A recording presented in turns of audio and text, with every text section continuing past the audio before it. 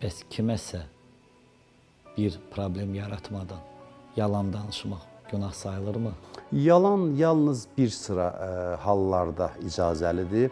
İki insanı barışdırarkən, sülh yaradarkən biz yalan danışa bilərik. Buna dinimiz icazə verir. Misal üçün, birinin digəri ilə arası dəyibsə, biz gəlib birinin adından digərinə xoş sözlər deyə bilərik. Deyə bilərik ki, o sənin haqqında yaxşı sözlər danışır, misal üçün.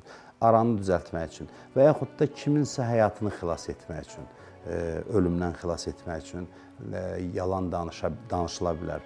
Amma bir də müharibədə kəşfiyyat zamanında, çünki müharibədə kəşfiyyat doğrunu deyə bilməz. Kəşfiyyatın işi elə o yalanla düşməni aldatmaqdır və bu vasitə ilə qələbə çalmaqdır. Əlbəttə, burada məqsəd vasitəyə bəraət qazandırır prinsipi keçərli deyil. Yəni, insanlar arası münasibətlərdə, əxlaqi münasibətlərdə, ictimai-siyasi məsələlərdə, deməli, belə deyək, məqsəd vasitəyə bəraət qazandırmır. İstisna olaraq hərbi nəzərdə tutdum. Ancaq hərbi kəşfiyyata aid olan bir məsələdir. Amma digər hallarda yalan danışmaq böyük bir günahdır. Hətta Allaha şərik qoşmaq qədər böyük bir günah hesab olunur.